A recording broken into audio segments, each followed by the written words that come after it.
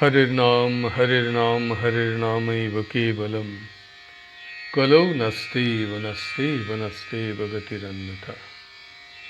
प्रेम भक्ति प्रदातारं आनन्दानन्दवर्धनं स्वर्णमयीसुतं वन्दे जोगमाया मनोहरम्। गुरुर्ब्रह्मा गुरुर्विष्णु गुरुर्देव महेश्वर गुरुरेव परं ब्रह्म तस्मै श्री गुरवे नमः।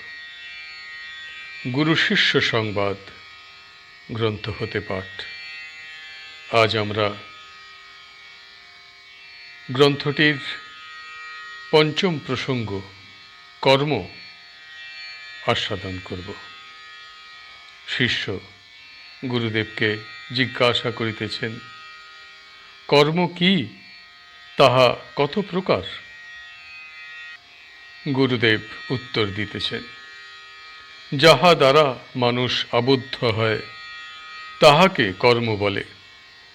শুদ্ধ বুদ্ধ মুক্ত স্বভাব আত্মা ও কর্ম দ্বারাই আবদ্ধ হইয়া পাপ পুণ্যের অধীন হয়। এই পাপ পুণ্যই মানুষের সুখ দুঃখের জন্ম মৃত্যুর কারণ। কর্মকেই মায়া অবিদ্যা বলে। কর্ম তিন প্রকার: সঞ্চিত, প্রারব্ধ ও ক্রিয়মান।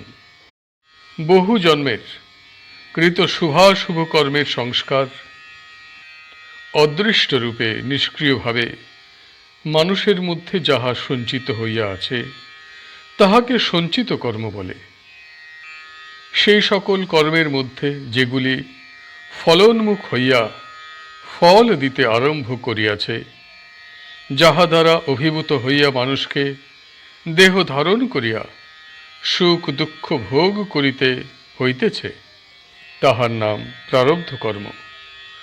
আর বর্তমান জন্মে যে সকল নূতন শুভাশুভ কর্ম অনুষ্ঠিত হয় তাহা ক্রিয়মান কর্ম নামে অভিহিত হয়। সদ্গুরুর কৃপা হইলে সঞ্চিত কর্ম নষ্ট হইয়া যায়। ক্রিয়মান কর্ম সঞ্চিত হইয়া তাহা হইতে আর নূতন অদৃষ্টের উদ্ভব হয় না। প্রারব্ধ কর্ম ভোগ ভিন্ন কিছুতেই ক্ষয় হয় না।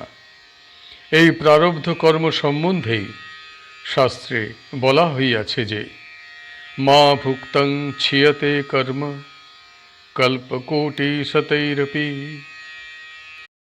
অর্থাৎ ভোগ না করিলে শতকোটি কল্পেও কর্মের ক্ষয় হয় না। এইখানেই কর্ম নামক প্রসঙ্গটি সম্পূর্ণ হইল। এখন গ্রন্থটির ষষ্ঠ প্রসঙ্গ অদৃষ্ট আস্বাদন করব। শিষ্য গুরুদেবকে জিজ্ঞাসা করছেন, আপনি যে অদৃষ্টের কথা বলিলেন সেই অদৃষ্ট কি? তাহা হইতে জীবের বাসনার উৎপত্তি কি রূপে হয়? গুরুদেব বলিতে শুরু করিলেন, অদৃষ্ট আমাদিগের জন্ম জন্মান্তরের কৃতকর্মের সংস্কার। আমরা বহু জন্ম যে সকল সৎ ও অসৎ কর্ম করিয়াছি, সেই সকল কর্মের সংস্কার আমাদিগের মনে বদ্ধমূল হইয়া গিয়াছে। সৎ কর্ম দ্বারা সৎ সংস্কার, অসৎ কর্ম দ্বারা অসৎ সংস্কারের উৎপত্তি হইয়াছে। সেই সংস্কারকেই অদৃষ্ট বলে। একটা দৃষ্টান্ত গ্রহণ করা যাওক। মনে করো, এক ব্যক্তি কখনো পর্বত দেখে নাই। তাহাকে কোনো পর্বতের নিকট লইয়া গিয়া পর্বতের দিকে অঙ্গুলে নির্দেশ করিয়া তাহাকে পর্বত দেখানো হইল। পর্বত দেখিবা মাত্র তাহার মনে পর্বতের ছাপ পড়িয়া গেল। পর্বতের আকার তাহার মনে মুদ্রিত হইয়া গেল। সেই মুদ্রণ বা ছাপ তাহার মনে রহিয়া গেল। তাহার সম্মুখে পর্বত থাকুক বা না থাকুক, তাহার স্মৃতিতে পর্বতের কথা উদয় হইলে অথবা তাহার নিকটে কেউ পর্বতের নাম করিলে পর্বতের আকার যাহা তাহার মনে মুদ্রিত হইয়া রহিয়াছে, তদ্বারা সে মনে মনে পর্বতের আকার ধারণ করিয়া পর্বত কি প্রকার তাহা হৃদয়ঙ্গম করিতে পারে। যদি সে অন্য কোনো পর্বতের নিকটে যায় এবং পর্বত দর্শন করে, তাহা হইলে তাহার মনে পর্বতের যে ছাপ আছে, সেই ছাপের সহিত বর্তমান দৃষ্ট পর্বতের আকারগত সাদৃশ্য থাকাতে এটি পর্বত তাহার মনে ইত্যাকার জ্ঞান জন্মে। ইহাকে সংস্কার বলে। তাহার মনে যদি পর্বতের ছাপ লাগিয়া না থাকিত, প্রথমে যে পর্বত দর্শন করিয়াছিল তাহার মুদ্রণ যদি তাহার মনে বর্তমান না থাকিত, তাহা হইলে পরে পর্বত দেখিলে এটি পর্বত ইত্যাকার জ্ঞান তাহার কদাচ হইতে পারিত না। এই যে পর্বত দেখিয়া পর্বতের ছাপ মনে মুদ্রিত হইয়া যায় এবং পরবর্তী সময় অন্য পর্বত দেখিলে সেও মনের মুদ্রিত ছাপ দ্বারা ইহা পর্বত বলিয়া বুঝিতে পারা যায়, এই স্মৃতি হেতু মনোবৃত্তির যে গুণ, তাহারই নাম সংস্কার। অদৃষ্ট সংস্কারের নামান্তর। এই মনোবৃত্তি গুণের জন্যই সাধু ও ধার্মিক লোকেরা যে সকল সাধু কার্যের অনুষ্ঠান করে, তাহাদিগের মনে সেই সকল কার্যের ছাপ বদ্ধমূলভাবে থাকিয়া যায়। অসৎ লোক দিগের কৃত অসৎ কর্মসমূহের ছাপও তাহাদিগের মনে বদ্ধমূল হইয়া থাকিয়া যায়। সেই যে সৎ অসৎ কর্মসমূহের ছাপ, দাগ, শুভাশুভ কার্যসমূহের মুদ্রণ, অঙ্কন, যাহা মানব মনে দৃঢ়রূপে মুদ্রিত অঙ্কিত থাকিয়া যায়, তাহাকেই সংস্কার বা অদৃষ্ট বলে। যে পর্যন্ত মানুষের মন নষ্ট হইয়া না যায়, সে পর্যন্ত এই সংস্কার বা অদৃষ্ট নষ্ট হয় না। মৃত্যুর পর মানুষ যখন তাহার কৃত শুভাশুভ কর্মের ফল ভোগ শেষ করে, তখন তাহার মনস্থিত সংস্কার বা অদৃষ্ট, তাহার শুভাশুভ কর্মের ছাপ, যাহা তাহার মনে অতি সূক্ষ্মভাবে বদ্ধমূল হইয়া রহিয়াছে, তাহা দ্বারা সে নিয়মিত হয়, চালিত হয়। ইহাকে অনুশয় বলে। তাহার বুদ্ধি তাহার সংস্কার বা অদৃষ্টের অনুরূপ হইয়া পড়ে। বহু জন্মে সমস্ত জীবন ব্যাপিয়া যে সকল কার্য করিয়াছে, যে প্রকার ধ্যান করিয়াছে, ভাবনা করিয়াছে, যেরূপ অভিনিবেশে নিমগ্ন থাকিয়া কালাতিপাত করিয়াছে, তাহারই অনুরূপ এক নূতন পরিবর্তন, নূতন ভাবনা উপস্থিত হয়। ভাবনা অনুসারে তাহার তির্যক বা মনুষ্যজনী লাভ হয়। একজন সমস্ত জীবন ব্যাপিয়া যত প্রকার কার্য করিয়াছে, তাহার মধ্যে হিংসার কার্যই অধিক করিয়াছে। সে যে সকল হিংসার কার্য করিয়াছে, পরলোকে তাহার শাস্তি ভোগ করিবার পর তাহার সে হিংসা কার্যজনিত সংস্কারের বলে তাহাকে কোনো হিংস্র জনিতে জন্মগ্রহণ করিতে হইবে। কেননা হিংসা কার্যে সে এরূপ অভ্যস্ত হইয়া গিয়াছে যে সংস্কার কর্তৃক অবশ হইয়া তাহাকে তাহার হিংসা বৃত্তি চরিতার্থ করিতে হইবে।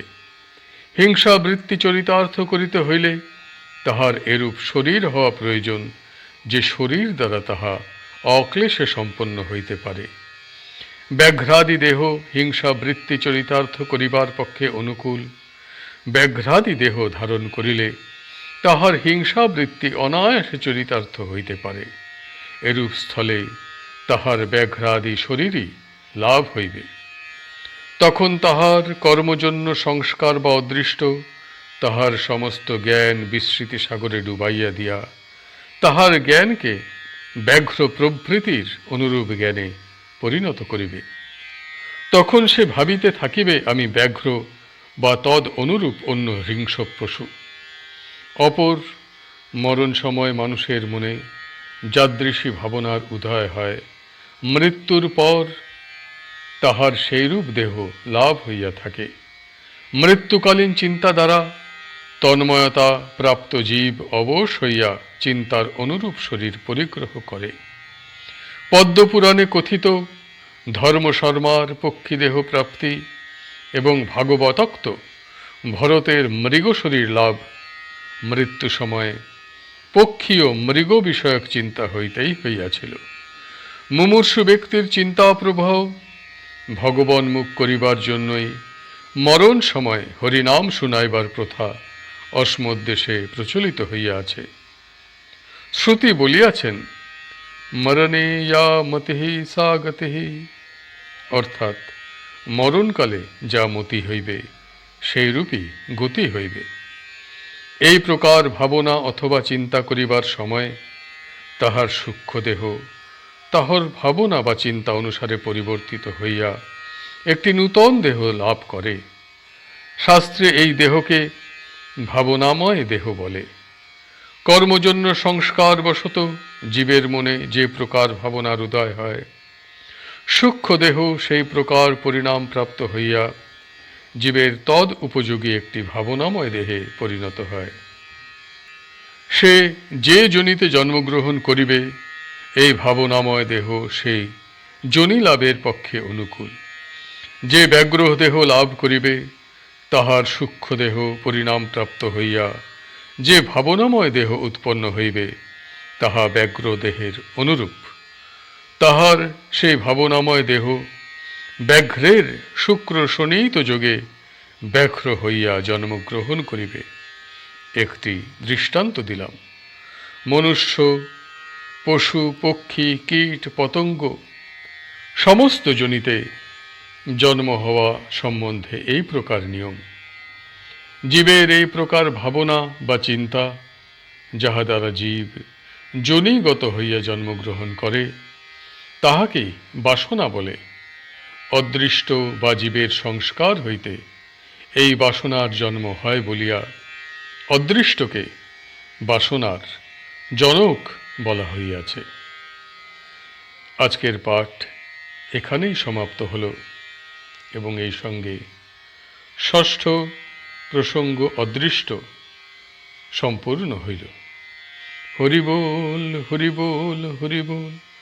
জয় গুরুদেব, জয় গুরুদেব, জয় গুরুদেব।